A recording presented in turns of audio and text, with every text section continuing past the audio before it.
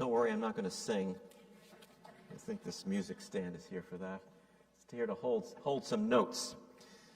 Good morning. Today is our annual meeting, immediately following this service. Hope you will stay. It's customary for the rector on the day of the annual meeting to offer what is often referred to as the state of the parish.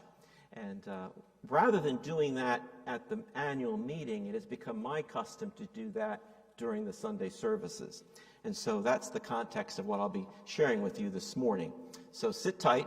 So it's a wee bit longer than what I usually speak for, but we'll do okay as we get into the annual meeting with timing.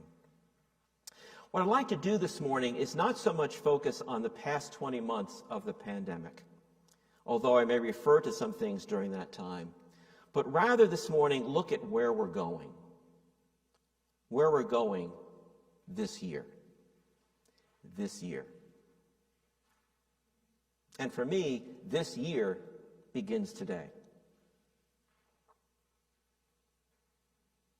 This is by no means a comprehensive report of everything about this year. That would take much more time than I have in this time for a homily, but rather some highlights of what I think are significant things that we are about as a parish and will be about this year. This year, we will join together with Habitat for Humanity and once again become part of the Episcopal Build, where we join with other Episcopal congregations in the area and build a house for Habitat for Humanity. And that house will be built here in Cary. And we'll be part of that. The build begins on January 15th of 2022. There's a meeting this week of folks who will be engaged in that, but this year we'll build a home here in Cary for a family. We will work together with folks in relationship with them and also with the family that will live in this home. This year, as a member of One Wake, we will continue along with over 40 other congregations, faith traditions, not-for-profits, and work together towards the three areas that we have highlighted of education opportunities for all who live in Wake County, living wages, and affordable housing. And Javier will be speaking later at the annual meeting about One Wake and some of the efforts, of course, we're putting into affordable housing as well. So I'll let Javier do that later. I don't want to steal what he'll be sharing with us. This year, the St. Paul's Refuge for Refugee Ministry is excited to welcome our 8th family to the United States. Our 8th family. We are next on the list of sponsors with what's called the U.S. Committee for Refugees and Immigrants, referred to as USCRI. We are next on the list for hosting a refugee family who may be from Afghanistan. We don't know that yet, but wherever they are from, we will welcome them with open arms, as we have the previous 7 families. To start sponsoring a family, we're requested to fully furnish an apartment for that family before they move in and provide food for at least their first week. And following that first week, we assist in getting the children registered for school, taking the children and families to health department for evaluations and vaccinations, getting folks connected to doctors and dentists, helping to find jobs, and so much more. The relationships that we build with these families is life-changing for all of us. This year, we will continue joining with Rise Against Hunger as we package food for worldwide distribution. This Rise Against Hunger is just a mind-boggling organization, what it is able to do. In just 2 weeks, during the Thanksgiving meal packaging event, we aim to package over 125,000 meals. Let me say that again. We aim to package over 125,000 meals. In a couple of weeks, we'll be doing this, to be distributed around the world through school feeding programs, orphanages, health clinics, vocational training programs, and also in response to crises that arise in our world, like the one happening now in Haiti. This year, St. Paul's Episcopal Farm Worker Ministry will celebrate Hermano Day once again as we collect clothing and bedding and other necessary items for farm workers. We'll also offer monetary donations this year not just gifts, but also gift cards and making donations of money to support this. Last year, in the midst of the pandemic, we reached an all-time record-breaking amount of monetary donations of over $4,000. That came from you. This past year, the Episcopal Farm Worker Ministry had a very ambitious backpack drive. You may remember this. And we at St. Paul's contributed 100 full backpacks, a number of calculators, 800 gift cards, and many school supplies that valued over $8,000. That came from you. Several members of St. Paul's went to the Farm Worker Ministry to participate in the backpack distribution as well. This year, our St. Nicholas Day will continue the generosity of past years. This past year, in 2020, the pandemic did not stop St. Nicholas. Oh, it didn't have the festive feeling that we've always become accustomed to, where we bring the gifts up and put them in the big red bags. But what that day is about still happened. Despite limitations, the generosity of our parishioners was as gracious and overwhelming as years past. Although it was out those traditions, the people of St. Paul's donated more than $20,000. You did that. 40 children were given gifts from Families Together, an ecumenical organization helping homeless families. 40 children received gifts. 233 children from Comwell Health, a not-for-profit health system in North Carolina serving migrant families of seasonal farm workers who remain throughout the winter each year. Each child received a $50 gift certificate from either Walmart or Amazon. The gift card drive was such a success that there was enough money left to also provide each family served by Comwell Health an additional $25 gift certificate. Gifts purchased by the ministry with the resources and funds you gave provided for 40 children, gifts for 40 children of Healing Transition, which is residents who are in rehab who are homeless and addicted men and women. We'll do that this year as well. This year, the clergy will continue to respond regularly to folks in this community, in this Cary community, who find themselves in need of financial assistance. You may not always see this, but week to week in our lives here at St. Paul's, folks come here to our doors, call on the phone, looking for financial assistance. And in 2021, we were able to offer 10 times the amount of support than we did in 2019. 10 times the amount. Just as of October, we clergy distributed $18,000 in financial support. Why? Because you gave that. And we are so thankful for your generosity. I know all of us clergy take seriously the stewardship, the responsibility of those funds, and I stand here to tell you that your gifts have changed lives. And will continue to do that in 2022. This year, renovations of the education building will be complete, and the St. Paul's preschool will have more space for children, larger rooms, as well as new accessibility to the playground, and overall a more secure space. The children's ministry will have enlarged classrooms for Sunday school. Kids Club will have a larger and more accommodating space for childcare that we provide during Sunday services and other events and gatherings when we offer childcare. We'll have an enlarged kitchen, an incredibly enlarged kitchen. I can't wait for you to see it when we celebrate the opening of that facility and start giving tours. It will enable us to prepare food for so many events that we have throughout the year. We'll have a parish hall, which will be so much more accessible and, when necessary, usable when other activities are going on in the building. This year, we are blessed to have Alice join us as St. Paul's Associate Rector for Children's and Youth Formation. And that's where Alice is right now with the children during the chapel service. We rejoice that Alice will be ordained a priest on December 11th in just a couple of weeks, and I'll be sending out a letter to all of you about more information about that. As someone who's been ordained like myself for over 42 years, I'm excited for Alice as she begins her priestly ministry here at St. Paul's.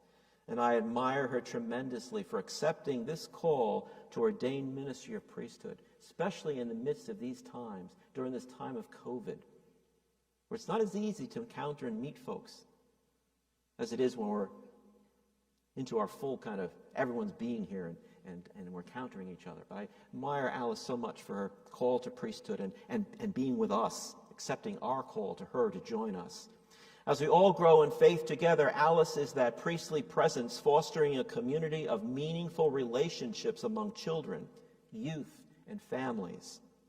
And while some of that is relational, it's also administrative and programmatic, as Alice supervises the children's ministry coordinator and the youth ministry coordinator, while all the committees as well supporting these ministries. And Alice, during announcement time, Alice will have an announcement to make regarding children's ministry. This year, adult formation has returned to Sunday mornings, and we've been very encouraged by those attending, participating, and we'll continue to welcome guest speakers as well as having clergy presentations. We'll also be providing seasonal offerings during weekdays as well as Sunday offerings. And I just want to thank Javier for leading such a significant part of our growing in faith. Javier does a lot of things here at St. Paul's, but this is one where it has just taken off and grown. And while you see all of us clergy presenting and giving offerings, it's Javier who invites us to gather together and in that creativity of developing topics and series that we offer you. This year, our music ministry is exploring options in the midst of an ongoing pandemic, looking at new ways for choirs to provide live music. And let me tell you, it ain't easy. Protocols regarding singing are very specific and sometimes restrictive for all of our safety. It may be one of the most challenging areas of church life, not just St. Paul's, but church life in general, as we return to a new normal. Rusty has been and continues to be a remarkable leader in all of this. And we will continue with recorded music at Sunday liturgy as we are today, as we experiment with possibilities for live music. We are blessed to have Rusty leading us. This year, we hired Jeff Kager as the permanent part-time facilities manager. I don't know if I can communicate to you how significant this is. We have never, in the history of this parish, in the history of 63 years, we have never had this kind of a position. We have 13 acres here at St. Paul's, 5 buildings, 36 air conditioners. You want to get into the weeds, 36 air conditioners, who knows how many windows. There are actually 6 buildings if you count the wonderful new shed that Ron Barbie was able to help us build. Check it out just behind this area here, behind the kids club. These 13 acres and these buildings are so important to the ministry that we do in this place, and we are the stewards of what's been given to us by God. And I'm just so thankful that Jeff has accepted this position and will lead us in the care and upkeep of these grounds and these facilities.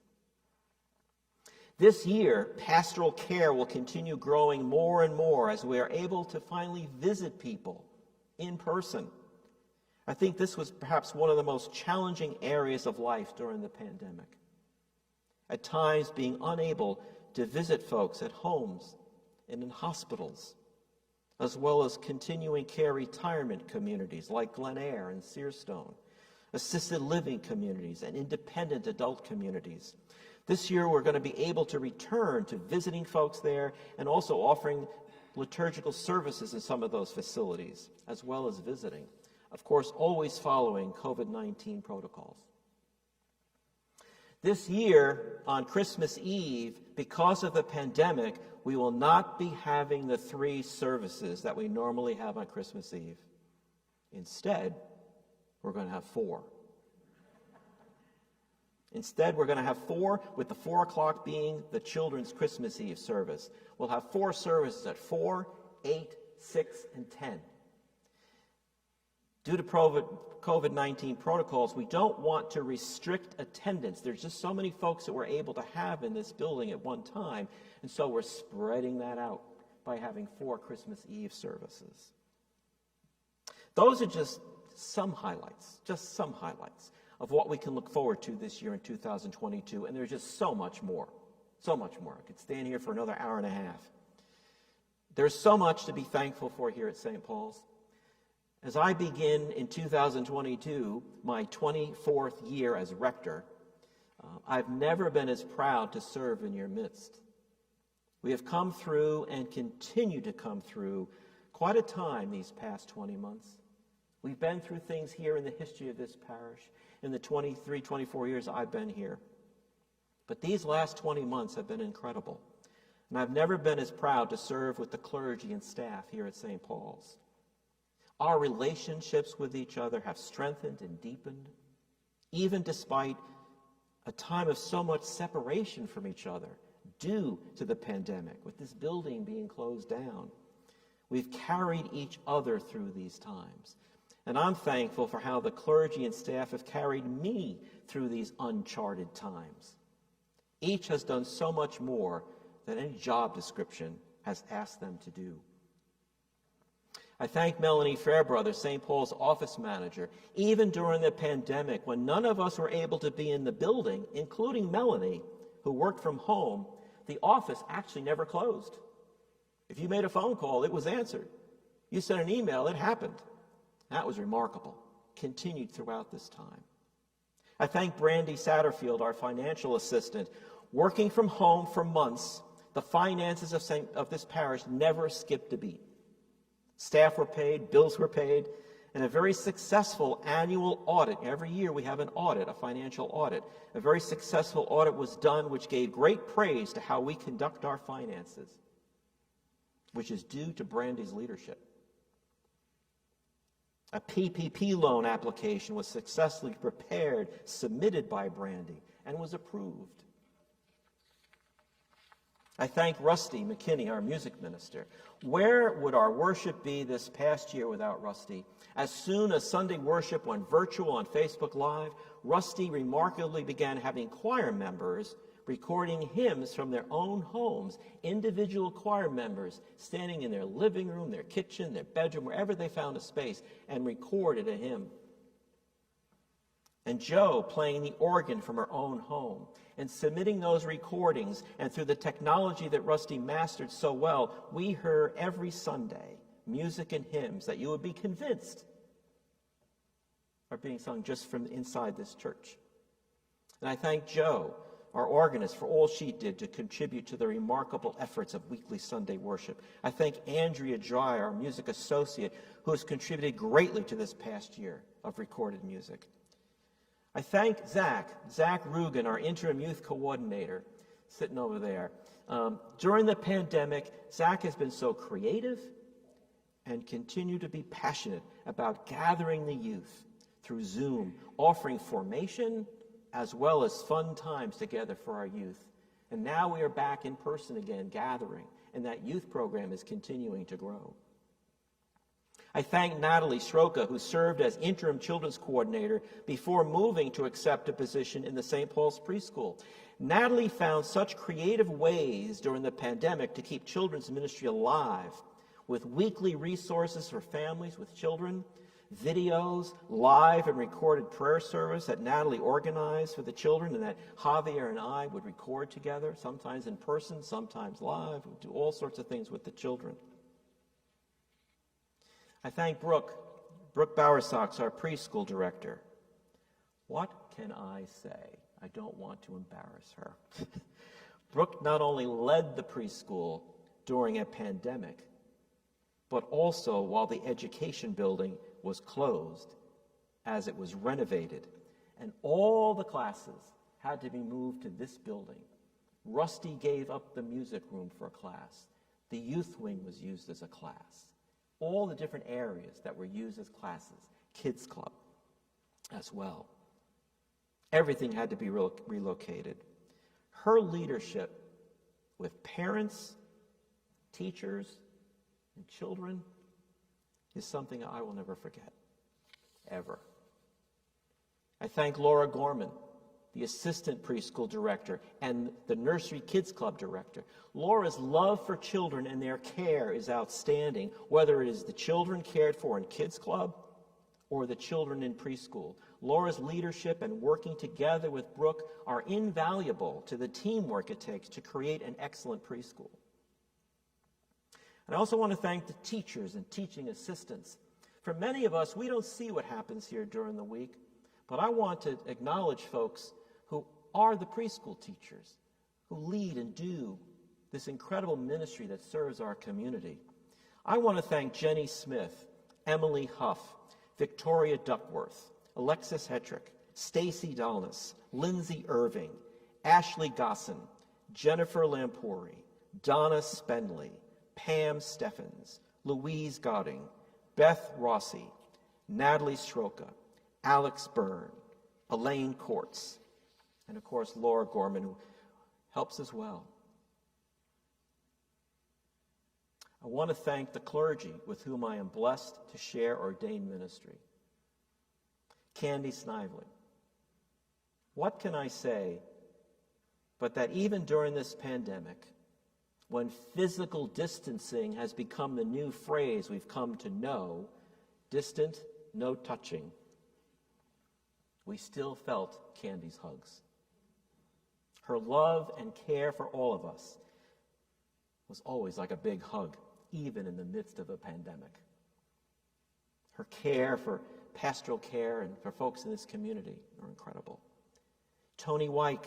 Tony's continued involvement with pastoral care is a blessing to us all, and her wisdom and advice is something of great value to all of us. I know it is to me and has been over the years. And Alice. I'm so excited to have Alice join us as she begins to ordain ministry among us, and I'm looking forward to the years ahead of working together with Alice. Very excited about her being with us. And Javier. Working with Javier is a joy.